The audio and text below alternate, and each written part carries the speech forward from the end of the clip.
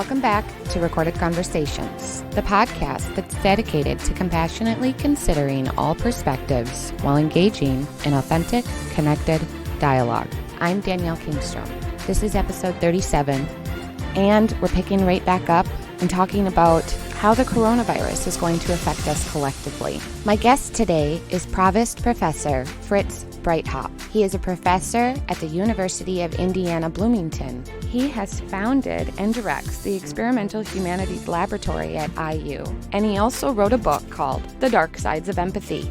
You might be familiar with his work. Last year when the book came out, NPR did an incredible article about the downfalls of empathy, the things that we don't pay attention to regarding empathy.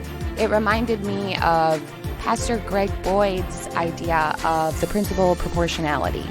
With all good, there is the possibility that it can be used for bad. Empathy benefits humanity. Empathy is something that benefits us personally. It benefits other people. But with everything, it can be used in a manipulative way, and it can actually be a fuel to divisions, which is something that Fritz will talk about later on here in the discussion. So some of the questions that I just had for myself and for the entire world were these. What kind of an impact on empathy can we expect from a pandemic? Does empathy diminish if one feels an inability to provide relief? Does empathy fuel division? Does anxiety activate empathy? I'm going to read a little bit of something from the back of his book, and then we'll get to the conversation. Many consider empathy to be the basis of moral action. However, the ability to empathize with others is also a prerequisite for deliberate acts of humiliation and cruelty toward them. In The Dark Sides of Empathy, Fritz contends that people commit atrocities not out of failure of empathy, but rather as a direct consequence of over-identification. Even well-meaning compassion can have many unintended consequences, such as intensifying conflicts or exploiting others. Empathy plays a central part in a variety of highly problematic behaviors, from mere callousness to terrorism, exploitation to sadism, and emotional vampirism to stalking. Empathy all too often motivates and promotes malicious acts.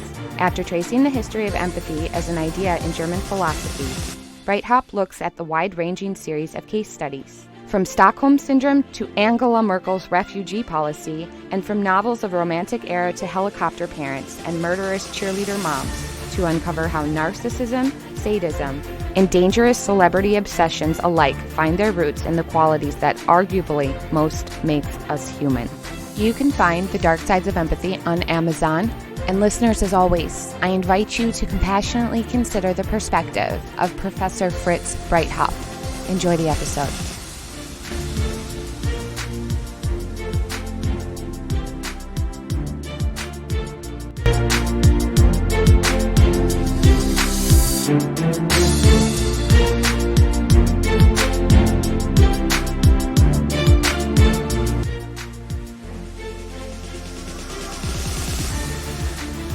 It's a little different now. I mean, we can't go to the library, we can't go to the park. I can't take them grocery shopping with me anymore or anything. And, we use those kind of ways to get out of the house too and socialize and meet up with people. And so that's limiting, but what do you do? It's almost gardening season. So I'm like, we're going to be busy soon anyway. It doesn't matter. We're going to be busy.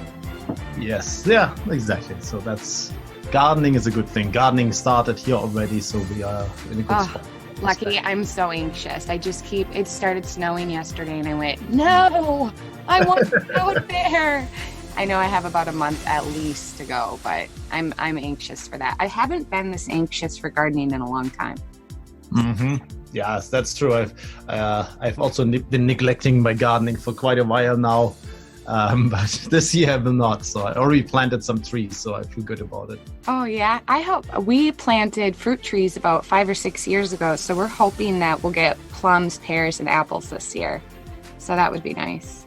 It takes a while for them to get going. But I think I noticed the one thing that I laughed at is a lot of people were like, I think I'm going to start gardening this year. And I thought, now's the time to think about it. That pandemic will push us into start thinking about more traditional skills and practices to implement into our life.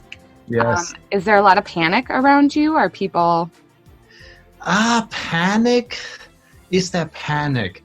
No, I would actually say we are already settling into like a second phase where people have noticed there will not be panic. There will not be this general state of catastrophe, rather that we are kind of in something that is more amorphous, that will go on and continue like this with an unclear outcome. So yesterday I had my lab meeting via online virtually with all the different students, and only one of them reported having witnessed true panic of someone in a grocery shop who had kind of really piled up the whole thing and was pushing people out of the way with the car to say, out of your way, and panicking through. But that was the only thing. So yeah, I haven't seen it either. I went to the grocery store, I think it's been over a week now, but it was quiet. That's the one thing. There was not a lot of chatter. People weren't stopping in the aisles to chit chat and catch up. That was the only thing that I noticed as a striking difference. I was like, well, people aren't even socializing. They're just so scared. yes. My daughter went yesterday and she said everybody was checking everybody else's carts. Like, what do you got in your cart? And she's like, were they counting? I said, or maybe they're looking for ideas. Like, oh, wait, did I think about that? I said, I don't know. But she said she felt like she was being kept tabs on. Every time she put something in, people would look at her like, how many are you getting? And yes. so, yeah. And I told her too, I said, don't go overboard. Just get what you think we need and only what we need, and we'll be fine. Like, because our seeds arrived. I'm like, you know what? In a few weeks, we're going to be harvesting stuff anyway. It's fine. The asparagus will start popping through soon. We'll eat asparagus. We're fine.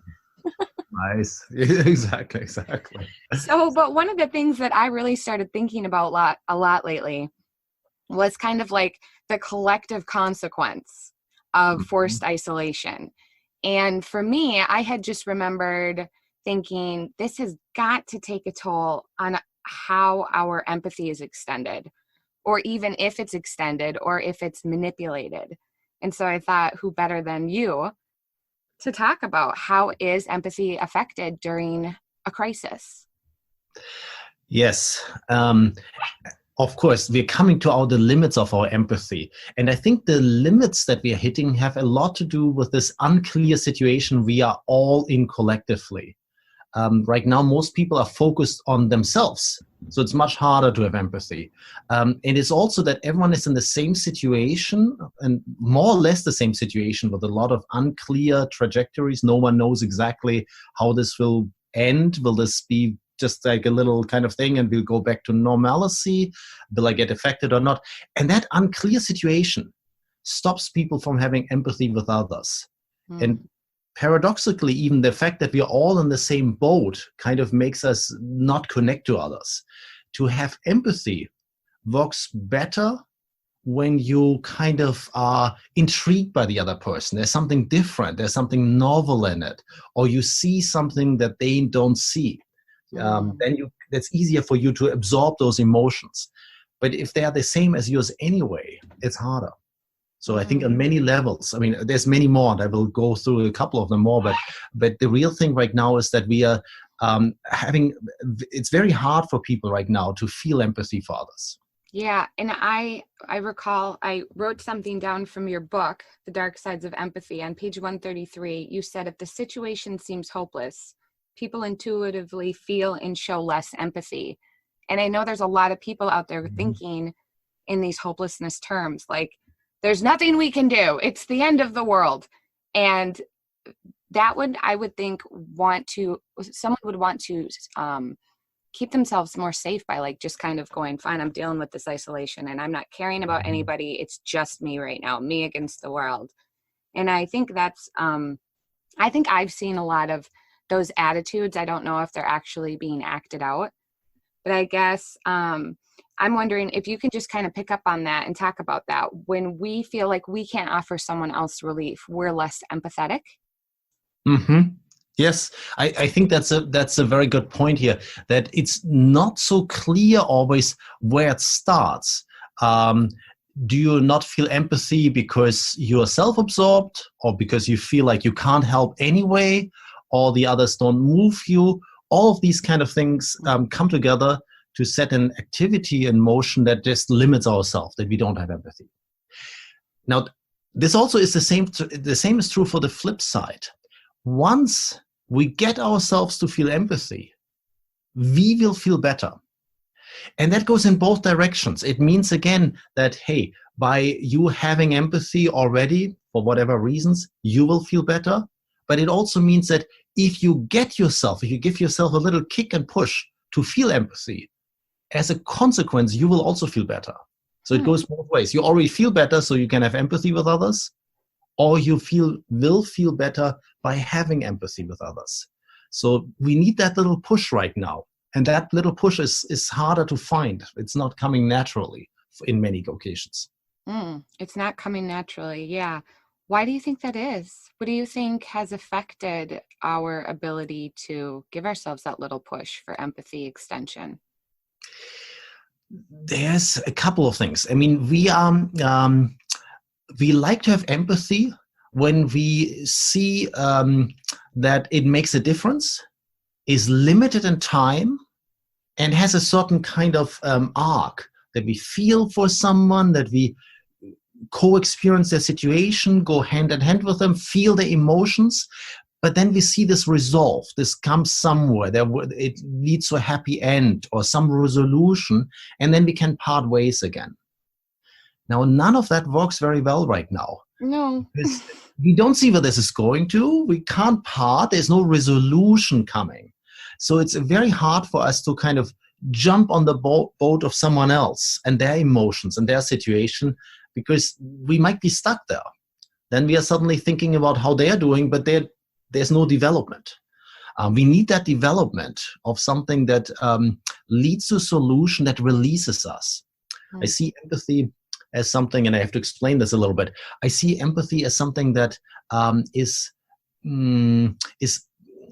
it's a crude metaphor, but it nevertheless works. It's a little bit like an investment. We bestow it on someone, we go with them, but then afterwards we want to withdraw it back to us. We want to return to ourselves. We go with someone else, we become to some degree someone else, we feel with them, their life is our reality, but then we know we have to return to ourselves.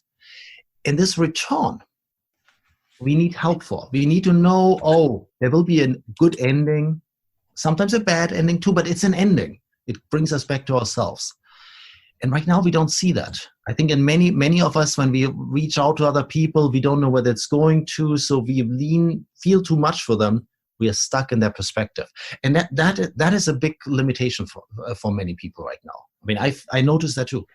Yeah, and what happens then if we're those types of people who are like, well, I'm going to be intentionally empathetic and I don't care about the parameter of the time frame and I'm going to keep doing it. Don't they exhaust themselves and burn themselves out then? And just what happens to that empathy? What does it turn into? Very good point. I mean, there are many of us, and this is wonderful, who feel empathy, who can do this, who will also give them that little push to feel something. So first of all, that is something very good. There are traps with this. There is self-loss and other feelings coming out of this. But first of all, I would like to say this is a good thing. It's a good thing for the community. But even if we look at it more selfishly, people with empathy tend to have a more happy life. They even live longer. We can measure this now. We can see people who have more empathy live longer. They're in a more active community. So we don't know why that is. Is it because they are in a better network, people will help them? Or is it just directly because they feel more? What kinds of people, like what kinds of professions, do we have those kind of demographics? Do we know? Well, there are some demographics where you would exactly imagine it, like nurses and people in some of the health professions. Not so much medical doctors. Medical doctors, we see the opposite. They suffer from empathy fatigue, burnout. And that probably has to do a lot with their working conditions, that they have to see a lot of patients very quickly and then don't see them continuously. But doctors are on the other extreme spectrum, that a third of them lose most of their empathic skills after a year of practice already, or during med school already.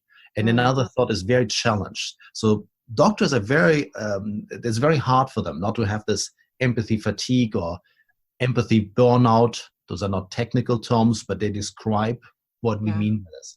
Nurses don't suffer from that. Nurses tend to spend more time with patients and probably have less time pressure. That's probably a key driver of that difference. There's others too, and we don't understand all the dynamics very well. Teachers tend to be doing okay too. People who are in the social professions, that's where we would that's exactly where we would expect high empathy, and it is true. Of course, people also select those professions because they like to be around. They're drawn to it, yeah.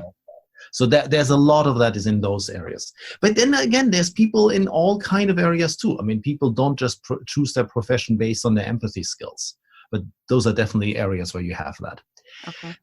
And so your original question, if I return to that, was the question, so what happens when people kind of exhaust themselves and they keep pushing themselves, now especially, to say, no, I will have empathy. It depends. But there are two negative possibilities. The one is what I described as empathy burnout.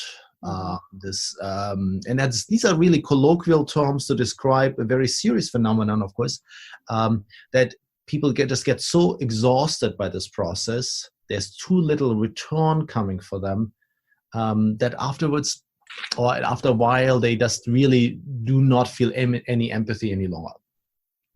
There's another possible negative outcome, and I emphasize the dark sides of empathy. There's also got a lot of good outcomes, even for people who exhaust themselves.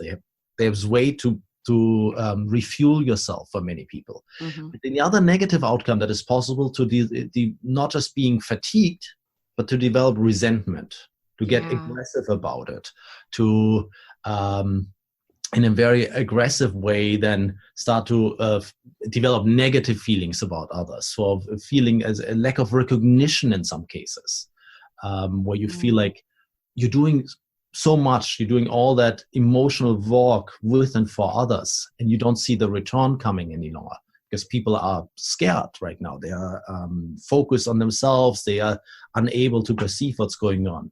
And not everyone is as media savvy as people who are watching the podcast or listening to it, because they already are connected on the internet. But others can't do this over far distances. They need the proximity. There can be aggression moving out, blind aggression, very specific aggression to other people. Wow. Yeah, I read that you said that empathy feeds into resentment in the form of rage because we've sacrificed our own self. And it's interesting. I hadn't really thought about it, that we kind of expect empathy to be reciprocal. And when you think about the definition, you wouldn't have that expectation that you're like, oh, well, I want some in return. But the reality is that's kind of our nature. We want that back, especially during these scary situations. I'm like, and I felt that way too for a little bit. I was like, I'm trying to help all these other people and encourage people. And at the same time, I'm like, do you care? I'm freaking out. I'm kind of freaking out too. But nobody saw that I was freaking out because I wasn't putting it out there either. And I had to take a step back and remind myself I didn't have to be freaked out, but I was, because it's just like, you don't know what's going to happen. And for a moment, you have to kind of sit with that chaos. And I noticed it was hard for me to be empathetic. I was growing cynical. I just was like, screw the compassion. You guys aren't even listening to me. I got super cynical. And then I just went, okay, I got to be silent and quiet and think about this. But it seems like the more they tell us, the less confident we feel about anything. And so, I just see empathy like just going boom every day through social media, especially. And in one case, in the dark sides of empathy, you talk about how empathy can possibly fuel division. I'm wondering if we could open that up a little bit and if you could break that down. Yes. Oh, yeah. Yeah. I mean, I like to just emphasize again what you said before. I mean, this idea that we want to have a return from empathy. Yeah. That's a very good point. I mean, empathy is not just a mere blind giving. It can feel that way, and it also can be that. And that is a wonderful thing when it happens, of course. But quite often, we, without knowing it, we expect some return. I mean, as a minimum, some recognition or shoulder clapping, sometimes more. I mean, it can be love, it can be friendship, it can be a return of empathy, some humanity that comes back to you. So for me, empathy is not, I mean, it's also, there's a very selfish side to empathy. I mean, empathy enriches the life of the person who feels empathy. They also get to co-experience others, even from a far distance. It brings something to you. But often we also want the actual currency from others, the direct return. I mean, they say, hey, and what's about me? I'm here too. Please see me. I'm a human being. I'm walking here. I'm sitting here alone. I'm doing this podcast. I'm not just some kind of, exactly, I'm a human being. I need that feeling of it. Very, very good point. Okay. You did ask me about something different here, about the polarization effect of empathy. And that is a severe matter. Most people always think that empathy is so good for conflict resolution. If people only had a little bit of more empathy, we wouldn't be in this divided wall. There would be peace, there wouldn't be wars, we would not have so many arguments and all of those kind of things. But my point here is, and I say that more in general first, and we can apply it to the current situations afterwards. In general, I think empathy can be a very dangerous fuel to division.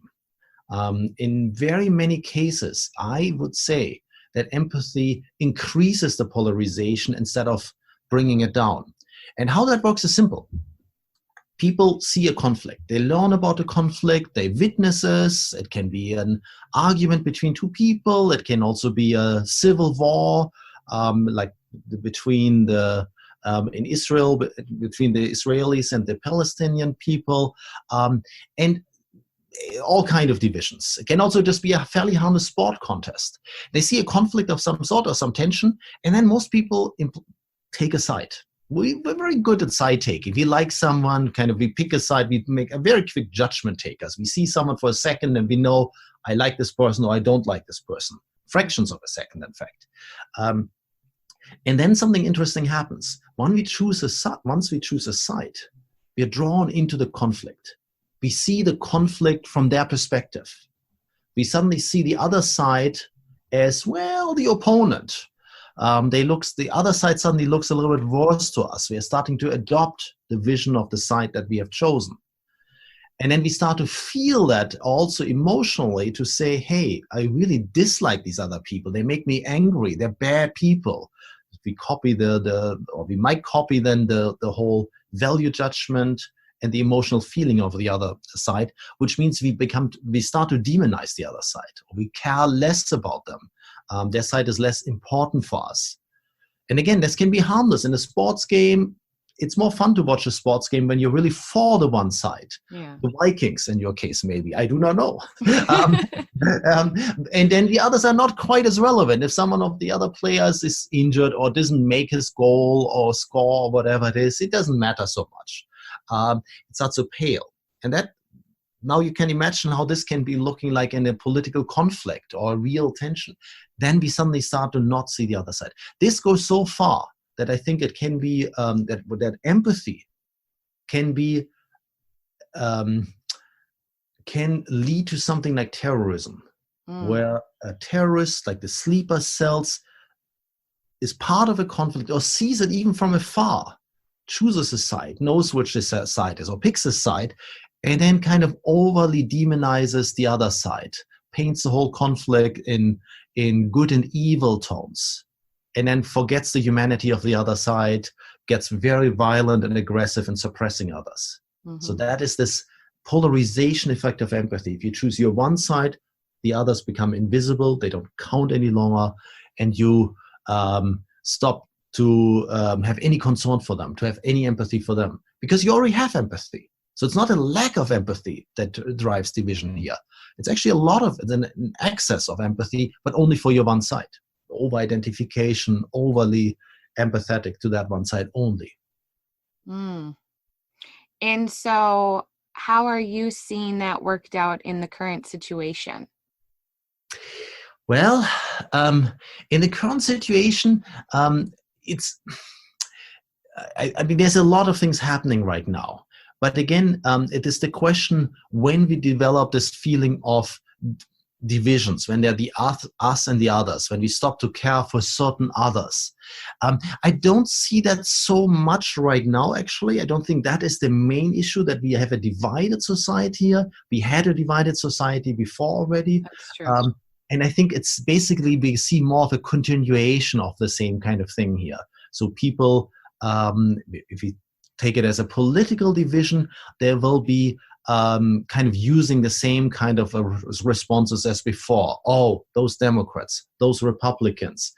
So their responses to the crisis will be seen as that's the wrong kind of reply. So we bring our anxiety into pre-existing conflicts and then bring out some more rage and aggression on that side here.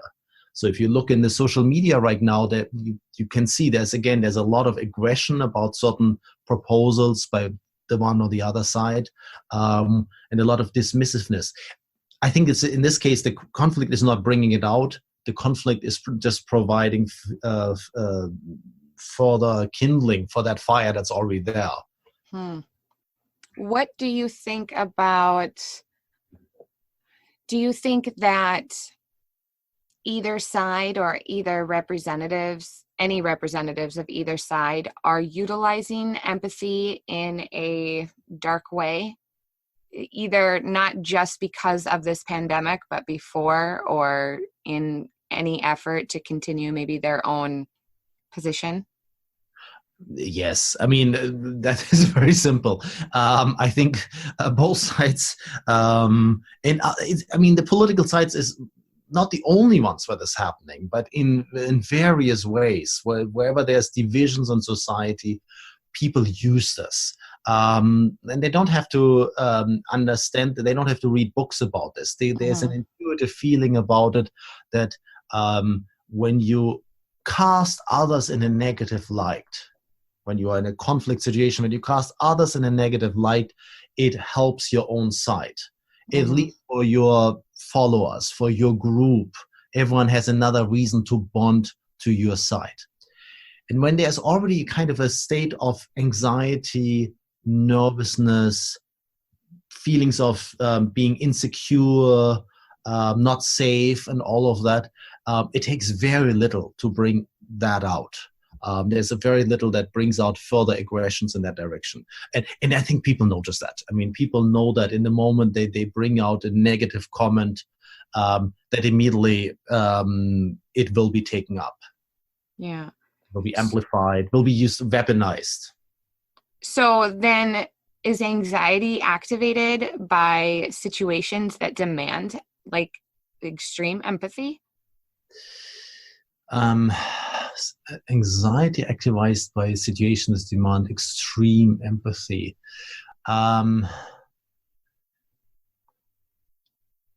I think so. That's actually, I would have thought about it, first of all, the other way around, that you have anxiety.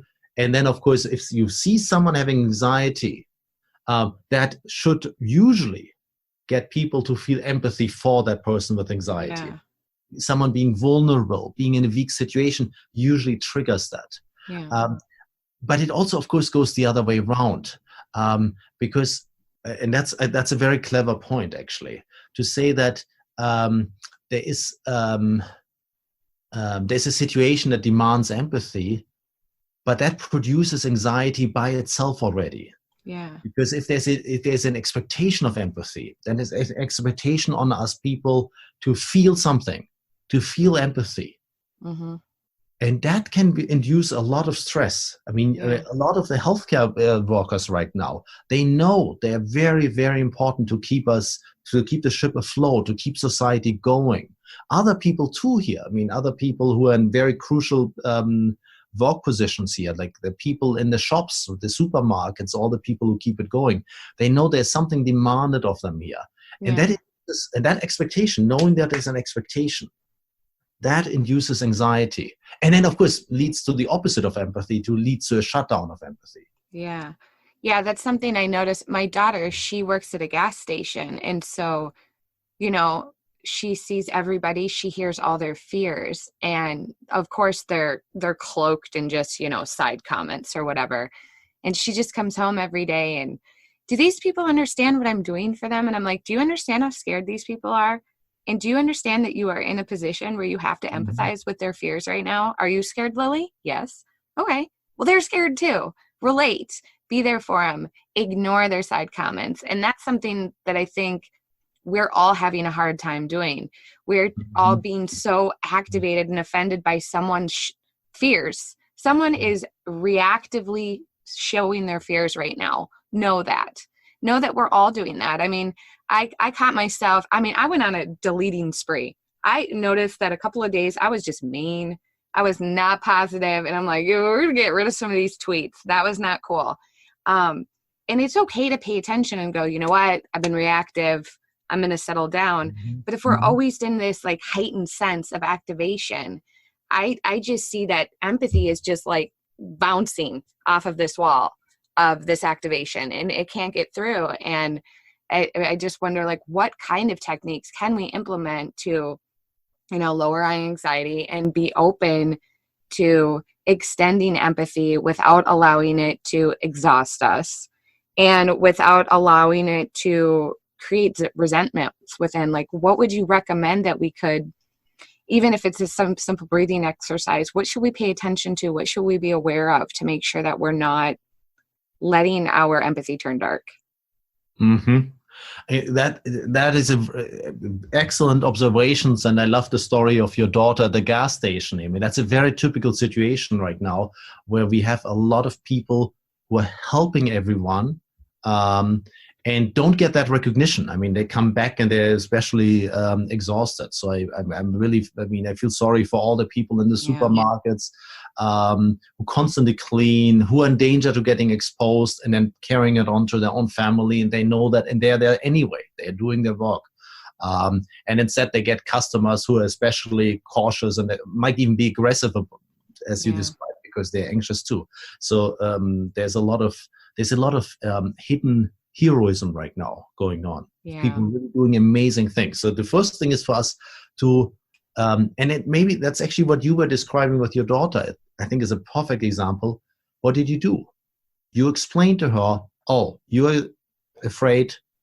Those people also are anxious. They are in their own situation. They're stressed. Understanding,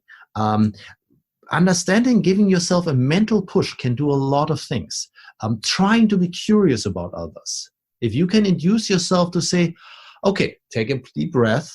Let me focus on other people for a little bit and let me see what is their situation. Asking people questions right now to direct away from you, wanting to know, so how are you personally, how are you dealing with this? What's happening in your world right now? That is one of these little things that gets you out of yourself to at least listen, at least to understand what's going on. And once you get yourself out of yourself to feel something like empathy, or at least have some curiosity about it, you feel better too, precisely because you're not focused on yourself any longer. So it's an interesting dynamic that by feeling empathy, you feel better too. And you can kind of elevate yourself to a level where you see it's a little bit more relaxing too. So your breathtaking can actually be empathy by you having some empathy, conscious empathy, with a little kind of control to say, oh yeah, now let's be curious. Let's ask questions. Let's see how others are dealing with it. What is different for them than it is for me? By just getting that cognitive, intellectual understanding, you set things in motions that are actually helping you too, even physically, that you can breathe a little bit more. Once you get yourself to do exactly what you described there, you're doing better already. And then, of course, there's also the side of overexposure. Sometimes you just need to have some distance. So finding your other kind of ways, what you said, the breathing exercise, finding the things that help you, going for walks. And if that is in a small apartment, find something that is a substitute. It's those kind of things. I mean, taking mentally care of yourself. And of course, currently there's few people who will take care of you. So everyone has to think a little bit of the people in their own circle. I mean, how can we all take care of ourselves? Yeah. Yeah. And, and I'm a silver lining kind of person. And I think this is just, an awful situation, but at the same time, how important do we know rest and silence and stillness and separation really is for us and our mental health? And I love that people can take an opportunity right now to sit and be still and have some rest. I wish they knew that. But not only that, as much as I'm a silver lining person, so I'm saying, guys, just at least a day, give yourself a day to just chill and not worry and think about all of the things you have to be grateful for in front of you. But then I turn off and I think of a, secondary consequence. And that's what happens when we are isolated and then we go back out to the real world. Does that have an impact on our empathy? If this becomes too long of a thing, if we're shelter in place too long, can our empathy be negatively impacted by isolation? Yes. We do not know yet at this point. Yeah, because we've never had anything like this before. Exactly. I mean, in a way, if you think about the history of mankind of the last million years, short history of a million years here. Yeah, real brief. We could describe it as an increasing of social distancing. So primates, they do their social work by grooming. So they constantly physically need to touch each other in the group to be in sync with each other. Human beings, this is the argument by an evolutionary psychologist with the name Robin Dunbar, they have replaced this physical grooming. It's not a cleaning, it's really just a feel-good thing, with gossiping. Social chit-chat. We talk to each other, but it's already a little distance. We know of each other. We do the same kind of thing. We are in sync with the group. We chit-chat from some distance. Now, in this history, if you go back like 10,000 years ago, in the moment the nomads, our ancestors, stopped being nomadic, they built houses. Houses have walls. Private property emerges, walls separate. Suddenly you have family clans that are separated from others. Rooms are separated more. I mean, increasingly, the family becomes smaller. In 200 years ago, the nuclear family emerged, where people live together only in a very small household, mother, father, children, maybe someone else, but that's becoming uncommon. So it gets more and more narrow, and the social distance between all the others is growing. Individuality has emerged and all of that.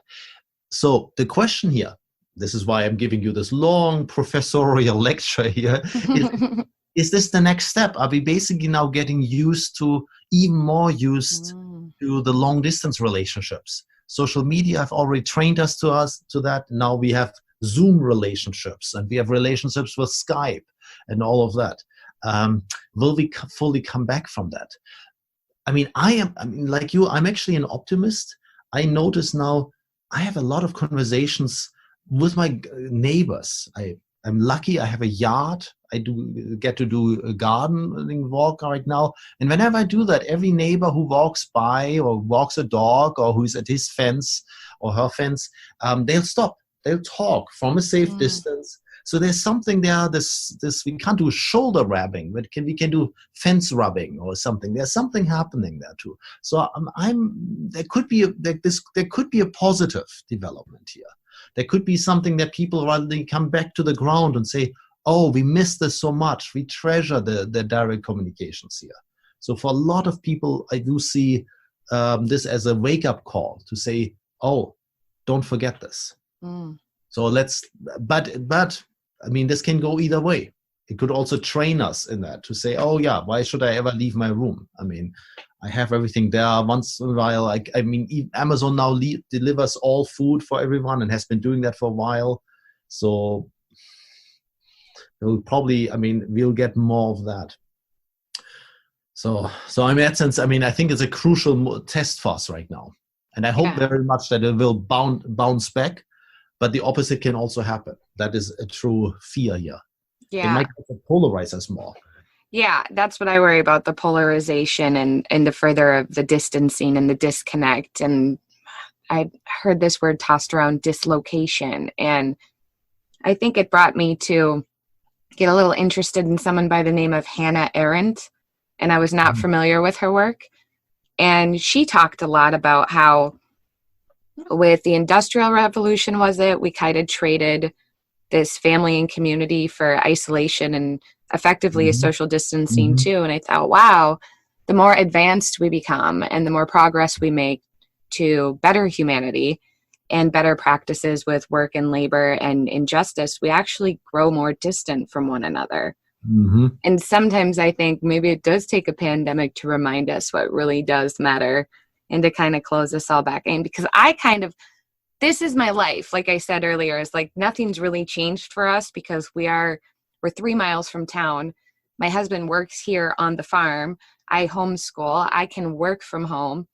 And our life is centered here. And, like my grandson is here too. And we've just always not been super social. And so we're not really seeing a lot of changes. But I think about all the extroverts and all the social butterflies, and especially considering how high populations live alone, what kind of effects that are just being created and what kind of new programming would come out of this if we don't do something to counter the anxiety and the lack of empathy or the overexertion of empathy. All of that is to say is I'm still going to look at this like we're still always an evolving social experiment, aren't we? Like always. Yes. So we have that to look forward to. Fritz, thank you for this. Thank you for doing it on such short notice and for offering your empathy expertise. Any work coming up? Are you going to do another book? Anything like that? Or are you just chilling? Yes. Oh, no. My next book is The Narrative Brain. How process evolved in stories and how our narrative thinking shapes how we live and how we make decisions in all respects. That sounds really fascinating. When can we expect that? Well, I had hoped to have it ready this summer, but I think it will be ready only in the winter time. So okay. Maybe a year plus, unfortunately. But I'm publishing essays. So my lab, the Experimental Humanities Lab, is doing a lot of studies right now with story retellings and how narratives are already perceived, empathy and narratives, emotions very strongly. We're having studies on emotions right now on narratives. So interesting things are coming out. Where can I find those? Where can we find those essays? Where do you publish them at? Mostly in academic journals, but some of them come out in open access journals like So what if I hop on JSTOR? Can I find it there? JSTOR, you can find it. If you Google my name, you can find it. +1 is a big place for it. Okay. Frontiers of Psychology is another one. Ooh. Yes. All right. Obviously, I'll do some digging and reading later then. That is okay. All right. Well, keep me posted on the book, and I'm going to go track down your work and see what I can learn from you. Thank you so much, Fritz. Thank you. Thank you very much, Danielle. Thank you for keeping up the good work and the good spirits here. That's very important right now.